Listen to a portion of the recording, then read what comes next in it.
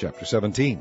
And when Abram was 90 years old and 9, the Lord appeared to Abram, and said unto him, I am the Almighty God. Walk before me, and be thou perfect. And I will make my covenant between me and thee, and will multiply thee exceedingly. And Abraham fell on his face, and God talked with him, and saying, As for me, behold, my covenant is with thee, and thou shalt be a father of many nations.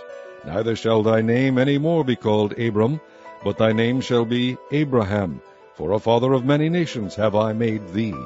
And I will make thee exceeding fruitful, and I will make nations of thee, and kings shall come out of thee. And I will establish my covenant between me and thee, and thy seed after thee and their generations, for an everlasting covenant, to be a God unto thee, and to thy seed after thee. And I will give unto thee, and to thy seed after thee, the land wherein thou art a stranger, all the land of Canaan, for an everlasting possession, and I will be their God.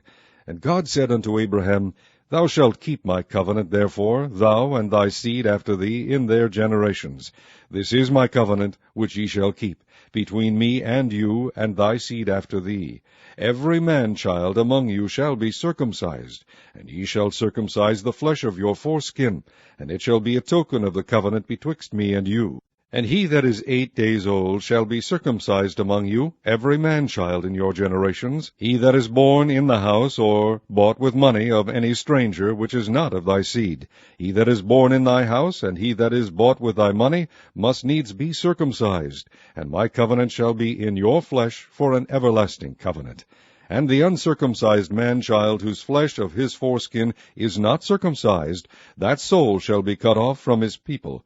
He hath broken my covenant. And God said unto Abraham, As for Sarai thy wife, thou shalt not call her name Sarai, but Sarah shall her name be. And I will bless her, and give thee a son also of her. Yea, I will bless her, and she shall be a mother of nations. Kings of people shall be of her. Then Abraham fell upon his face, and laughed, and said in his heart, Shall a child be born unto him that is 100 years old? And shall Sarah, that is 90 years old, bear?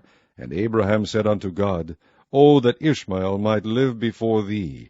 And God said, Sarah thy wife shall bear thee a son indeed, and thou shalt call his name Isaac.